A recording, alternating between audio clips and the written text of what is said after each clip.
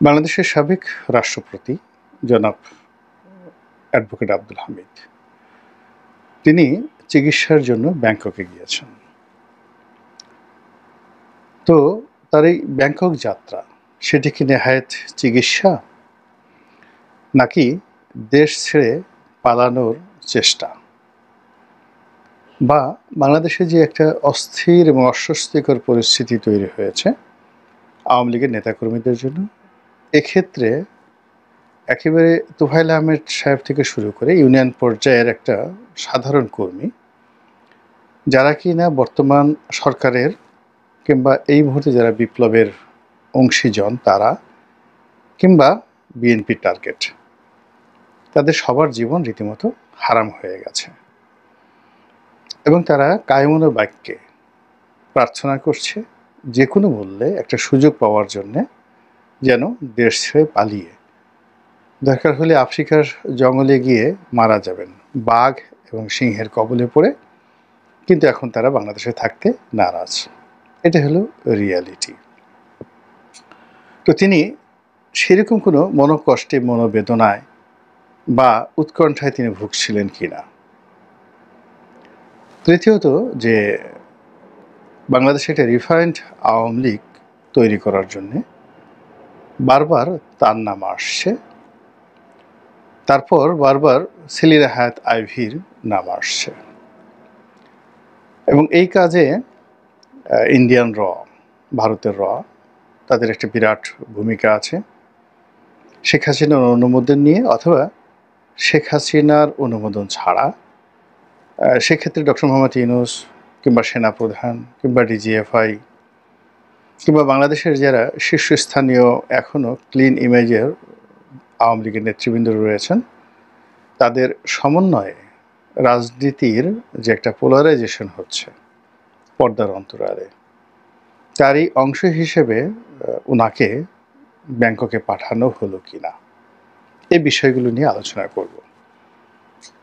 সেই আলোচনার গভীরে যাওয়ার আগে আমাদের যে রাস্তার যে ভাইব, এটা নিয়ে কিছু আলোচনা করা দরকার। যারা বিপ্লবী ছাত্র রয়েছেন, অর্থাৎ জুলাই আগস্ট বিপ্লবের যারা নায়ক মহানায়ক, তারা একেবারে রীতিমতো ক্ষোভে ফেটে পড়েছেন। তাদের একটা অংশ সোজা বঙ্গভবনের সামনে চলে গেছেন এবং তারা বলার চেষ্টা করছেন যে বঙ্গভবনের ইঙ্গিতে বা বঙ্গভবনের বক্তব্যে কারণে বা ইনফ্লুয়েন্সের কারণে অ্যাডভোকেট আব্দুল হামিদ বিদেশে গেছেন। এরপর তারা প্রধান উপদেষ্টা ডক্টর মোহাম্মদ ইউনূসের বাসভবনের সামনে তারা মিছিল করেছেন, বিক্ষোভ প্রদর্শন করেছেন, অনেকটা আরবীয় কায়দায়, শাহী কায়দায়। আপনারা যারা মক্কা মদিনায় গেছেন সেখানে দেখবেন যে মক্কা মদিনার কাছাকাছি মানুষদেরকে, হাজিদেরকে সেই পানি দেওয়ার জন্য বহু মানুষ দাঁড়িয়ে থাকে এবং মক্কার যে সিটি গভর্নমেন্ট রয়েছে, কাউন্সিল রয়েছে, সেই কাউন্সিলের পক্ষ থেকে হাজার হাজার মেশিন মক্কা যে রাস্তায় দিনের বেলায় চলতে থাকে, তারা পানি ছিটায়, ঠান্ডা পানি ছিটায়, যেন মক্কার যাত্রী যারা আছেন তাদের একটু আরাম বোধ হয়। তো এই ক্ষেত্রে সেই মক্কা মদিনার আদলে ডক্টর মোহাম্মদ ইউনূসের বাসভবনের পবিত্র প্রাঙ্গণে যে সকল সূর্য সন্তান দেশের কল্যাণের জন্যে সেখানে বিক্ষোভ করছিলেন পবিত্র জুমার দিনে, শুক্রবার দিন, তাদেরকে পানি খাওয়ানোর জন্যে ওয়াসায় গিয়ে এসেছে সরকারি প্রতিষ্ঠান এবং তাদেরকে ঠান্ডা করার জন্য ঢাকা সিটি কর্পোরেশনের একটি অফিস, অবশ্যই সেটা দক্ষিণ সিটি কর্পোরেশন, সে অফিস থেকে একটি নতুন যন্ত্র, যে যন্ত্র দিয়ে সৌদি আরবের মতো করে পানি ছিটানো হয় এবং পরিবেশ ঠান্ডা রাখার চেষ্টা করা হয়। যেরকম অভূতপূর্ব, অবিস্মরণীয় ঘটনা এবং বিক্ষোভকারীদের ব্যাপারে রাষ্ট্রের যে সৌহার্দ্য, এটাই প্রথম আমরা দেখলাম। আগামীতে ডক্টর মোহাম্মদ ইউনূসের বাসভবনের সামনে বিএনপি যাবে, জামাত যাবে, জাতীয় পার্টি যাবে, এমনকি আওয়ামী লীগ যাবে। তাদেরকে গরম পানির যে জলকামান, সেই জলকামানের পরিবর্তে এরকম ঠান্ডা পানি দেওয়া হবে এবং সেই ঠান্ডা পানি দেওয়ার পর তাদেরকে খাবার পানি দেওয়া হবে। এরপর তারা সেখানে কিছু কথাবার্তা বলার পর সরকারের সঙ্গে একটা নেগোসিয়েশন করে তারা সেখান থেকে চলে আসবেন। এরকম যদি সত্যিকার অর্থে একটা দৃষ্টান্ত স্থাপন হয়ে যায়, বিশ্বাস করেন ডক্টর মোহাম্মদ ইউনূস যে শান্তির দূত, এবং তিনি একজন ইসলামী বক্তা আছেন, মুফতি কাজী ইব্রাহিম, জনাব দিলওয়ার হোসেন সাঈদী সাহেবের বিআই সম্ভবত তিনি হন।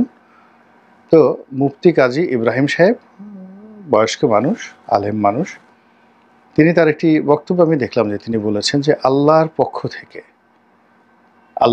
থেকে নবী এবং রাসূলরা যেভাবে মনোনীত হন নিয়ামত রূপে পৃথিবীর, ঠিক ওই একই কায়দায় ডক্টর মোহাম্মদ ইউনূস এই জমিনে তিনি যাকে বলা হয় নাজিল হয়েছেন আল্লাহর পক্ষ থেকে।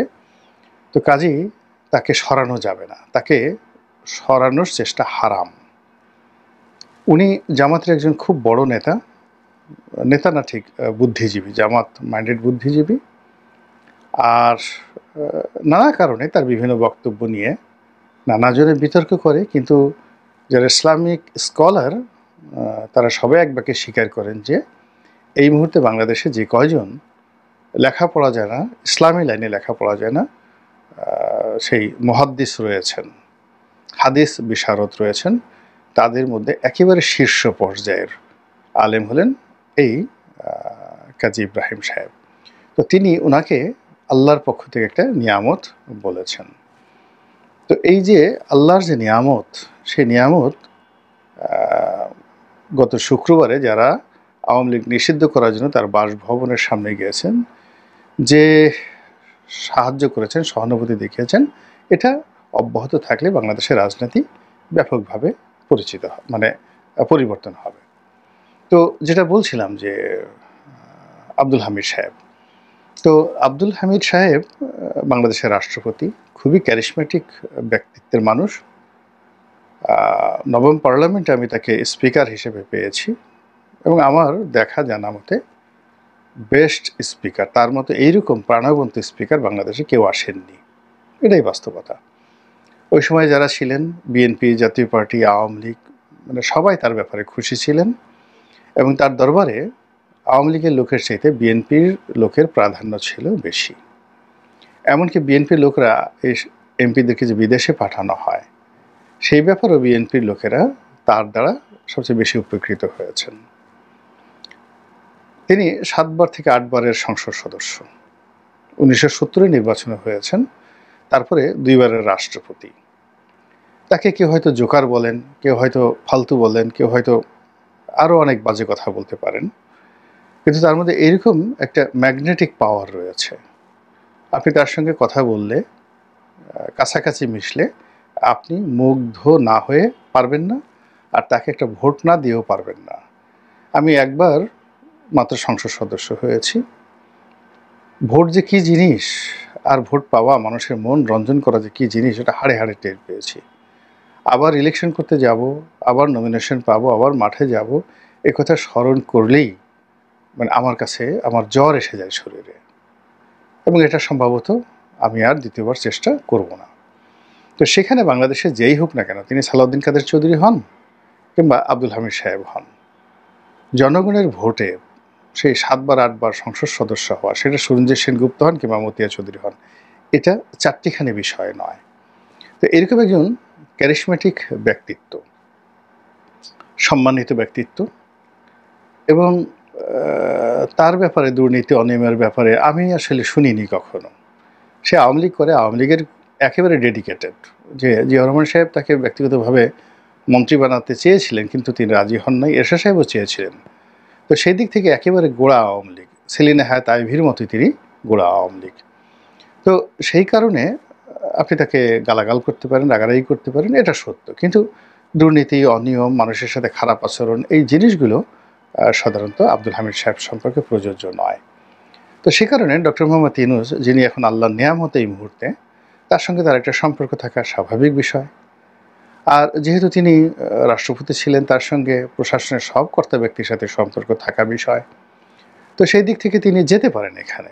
2 নম্বর হলো যে এখন যে মামলাগুলো হচ্ছে গড়পড়তায়, সেই মামলাতে সত্যিকার অর্থে আপনি এখানে উনি হত্যা করেছেন, তারপরে শেষে একসাথে যুদ্ধ করেছেন, গুলি করেছেন, এই জিনিসগুলো একটা শয়তানও বিশ্বাস করবে না। এগুলো হয়রানি করার জন্য, ছোট করার জন্য, আর এই জিনিসগুলো টিকবেও না। সো এই বিষয়গুলো নিয়ে যত বেশি টানাটানি হবে, বাড়াবাড়ি হবে, ততই বেশি উনার মান মর্যাদা বৃদ্ধি পাবে। তো যেটা বলছিলাম, সেদিক থেকে আমার কাছে এই যে তার যে পালানো যে বক্তব্যটা, এটা আমার কাছে একটা আত্মতুষ্টি বলে মনে হচ্ছে। আমার বলা দরকার, গালি দেওয়া দরকার, কিছুই করতে পারলাম না। এর কারণ হলো গত ৭-৮ মাস তিনি বাংলাদেশে ছিলেন। তো আমরা তো তার একটা পশম স্পর্শ করতে পারিনি বা করিনি। আবার এখন ধরেন উনি আর কি বাংলাদেশের যত ক্রিমিনাল অ্যাক্টিভিটিস, এই ৩ জন নির্বাচন কমিশনারের জন্য, প্রধান নির্বাচন কমিশনারের জন্য, সিইসির জন্য রকিব সাহেব, তারপরে নুরুল হুদা সাহেব এবং পরবর্তীতে হাবিবুল আওয়াল সাহেব। আমরা কি তাদের একটা পশম স্পর্শ করতে পেরেছি? তাদের বিরুদ্ধে একটা মামলা করতে পেরেছি কেউ কখনো? এখন পর্যন্ত কেউ কিছু করতে পারেনি। তা কোনো কারণে যদি আবার তারা চলে যায়, তখন আবার আমরা বলবো যে অমুকে পালিয়ে গেছেন, অমুকে গেছেন। এই বাংলাদেশের যত অনার সৃষ্টি খায়রুল হককে নিয়ে, জাস্টিস খায়রুল হককে নিয়ে, তিনি তো বাংলাদেশি আছেন। আমরা কি তার বিরুদ্ধে মামলা করেছি? কিংবা তার বাড়িতে কেউ একটা ঢিল ছুঁড়েছে এখন পর্যন্ত? কখনো কেউ কিছু করেনি। তিনি ঢাকা কলেজের পেছনে নাইম রোডে থাকেন। ঢাকা কলেজের সামনে ছাত্র দল, শিবির, এনসিপি, তারাই তো গত ৭-৮ মাস যাবৎ শত শত ছেলেরা সেখানে বাহাদুরি করছে। কিন্তু এই গলির এক মাথায় খায়রুল হক সাহেবের বাড়ি। তো সেই বাড়িতে তো একটা ঢিল ছোড়ানো হয়নি। কিন্তু সালমান এফ রহমান সাহেবের ব্যবসা, যেখানে হাজার হাজার লোক চাকরি করত, ইয়োলো, তারপর শেষে ইয়োলো ক্যাফে, ভ্যাক্সিমকো হেডকোয়ার্টার, তারপরে শেষে ওখানে ৬ নম্বর রোডের মাথায় সে ভ্যাক্সিমকোর ফার্মার অফিস, সব জ্বালিয়ে পুড়ে তছনছ করে দেওয়া হয়েছে, যার সঙ্গে ইকোনমি জড়িত। তো অথচ অনেক মানুষ আছে যারা অন্যায় করেছে সালমানের মতো, এবং তাদের সঙ্গে কোনো অর্থনীতির লেনদেন নেই। এরা বেঁচে থাকলেও কিছু আসে যায় না, মরে গেলেও কিছু আসে যায় না। আমরা তাদের একটা পশম নিয়েও নাড়াচাড়া করিনি। তো এই যে স্ববিরোধিতা, এই স্ববিরোধিতার কারণে আসলে আমাদের এই বিপ্লবের যে বরকত, সেই বরকত আসছে না। তো যেটা বলছিলাম যে ওনাকে গ্রেপ্তার করা হয়েছে, গ্রেপ্তার করা হয়নি, উনি বিদেশে গেছেন, পালিয়ে গেছেন, যাই বলেন না কেন, এখন উনি যদি আবার ফিরে আসেন বাংলাদেশে, তাহলে আপনি কি বলবেন বলেন?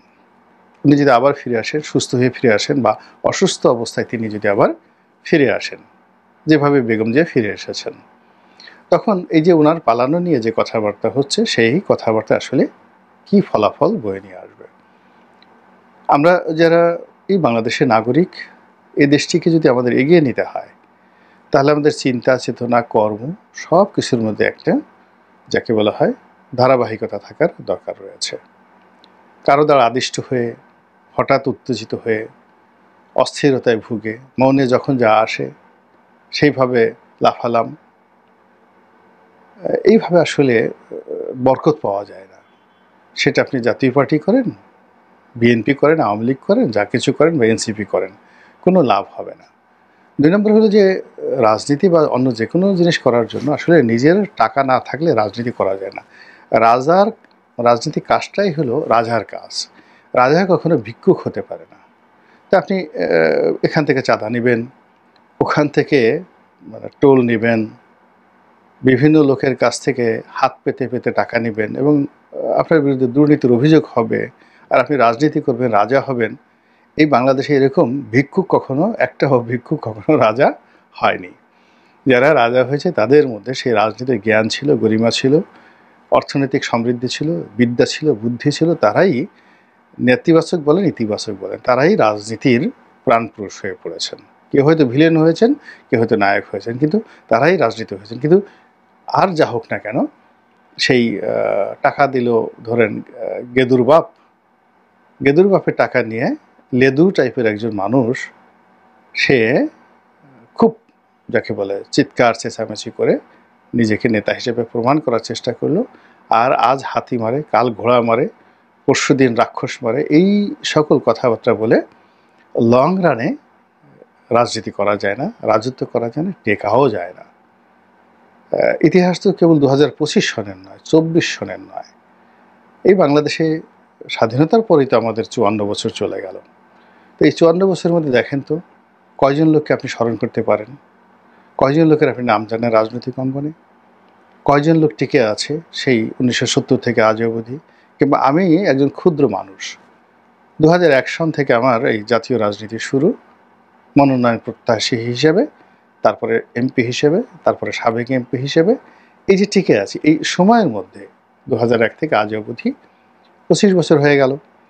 এখন এই ২৫ বছরের মধ্যে কত মানুষকে দেখলাম এই এমপি হয়ে গেছে, মন্ত্রী হয়ে গেছে, অনেক টাকা পয়সা হয়ে গেছে, আজ বডিগার্ড ছাড়া চলে না, কিন্তু পরে আর তাদের কোনো খোঁজ খবর নেই। ফলে কাজে এখন যারা দাপট দেখাচ্ছেন, স্থির হন, চিন্তা করেন, তারপরে পরিকল্পনা করেন যে আসলে আপনি কি বলছেন, কি করছেন এবং কি করতে চান।